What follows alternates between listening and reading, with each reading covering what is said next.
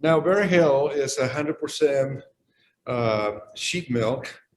It's a wash rind and won several awards in the past, and we are very proud of this.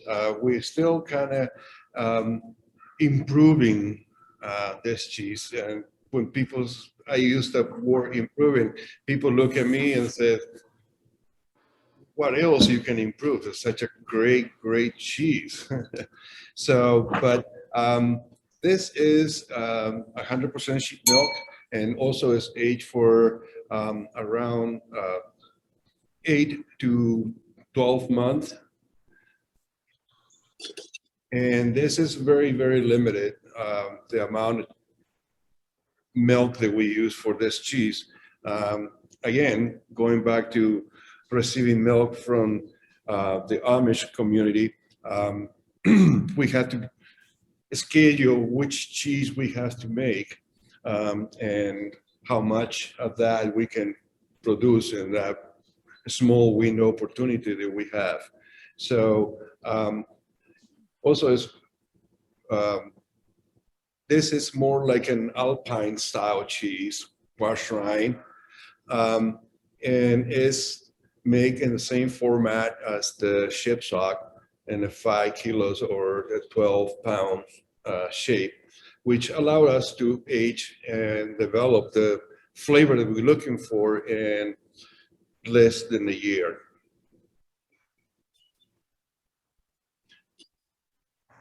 And I know the name of this cheese, Bear Hill, is the hill behind our factory here in Grafton. It's a very well-known trail to go to the up at the mountain here, and they call Bear Hill. I've actually had people ask if this was made with bear milk. That's a good opening for me to tell them all about how wonderful straight sheep milk cheeses can be. And actually in that hill, this past season or a couple months ago, they were seen in there a count of 5 bear in there. Wow. Or just walking around. I love Vermont. I think that this demonstrates the difference between a cheddar style cheese. We talked about that curdy texture as it ages. Don't you think it's got like such a nice smooth texture? I do get that kind of graininess, what you're talking about, but like when I break into this, I'm not seeing that kind of curd fissure that happens in cheddars. And like I also see the little fissures on the side of my pieces of cheese as tasting them, but not so much on the Bear Hill. It's more of like a dense, smooth paste that's just kind of completely cohesive.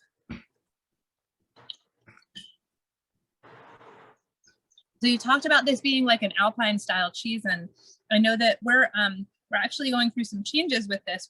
This is a dry salted cheese, so the rind is rubbed with salt, which helps to give the cheese flavor, but also preserves it, and it also pulls out some more of the moisture. And we're editing that a little bit.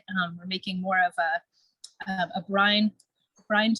So also in the Alpine style, it'll just be a little bit of an adjustment that'll give us more of a consistent flavor and texture throughout the cheese. That's one of the benefits of having a great cheesemaker like Mariano, to kind of make these little adjustments as necessary and as we see the opportunity for improvement. So this cheese right now also is on the peak. This is a perfect time to enjoy this cheese.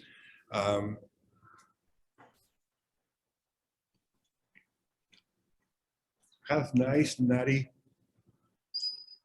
kind of very complex, kind of, they have that nice sweetness in it, and they show the sheep milk in it very nicely. Mm-hmm. We saw overpowering or, the slightly caramel, but delicious. Mhm.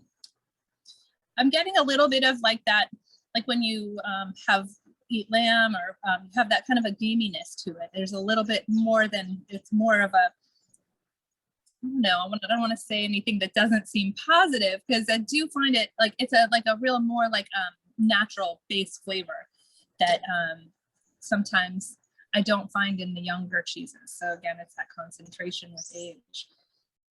But it's a little, it's like making my mouth pop. Right now it feels it's so complex. It's like full of umami. Umami. Like, how can I describe this? Mhm. Because it's so beautiful. It's just like Yeah, and I think the depth and length of flavor too is what's really great about cheeses that have minimal like involvement with other distractions. We just you taste it for so long, whereas you pull a Cracker Barrel cheddar off of the shelf at your grocery store, not the same. You taste it, you eat it, it's gone. And you feel full afterwards, but it's not like a nourishing sort of like experience that you get with something that's really crafted like this. Listening to you and thinking about the complexity of this cheese. There's a lot to this. This is really a adult. This is an experienced palate can really enjoy this. And I was trying to think of an analogy, and it would be kind of like somebody that is starting to learn wine, and they buy a $12 bottle and they buy a $300 bottle, and to them it tastes the same because they don't have the palate to understand the complexities of that wine that would be in that bottle. And that was something that you were saying, was that there's some animal in here, but it's wonderful, it's warm, it's embracing. It's not it's like, wow, what is that funny taste? It's a natural, really great umami, lamb, butter, cooked butter, and it's all that just comes together, and you can really appreciate the love and the flavor characteristics of this, because this is not just a cheese. This is actually a much higher level of trying to appreciation of the style and the quality of this. And when I was working on the pairing earlier, and there's a lot of flavor, and so I was trying to think of what I could put with this that would stand up to it but not overpower, and this wouldn't overpower. I tried a couple things, and this has just got a lot of the subtleties of it. There's a nuttiness in here also, and you don't want to lose that.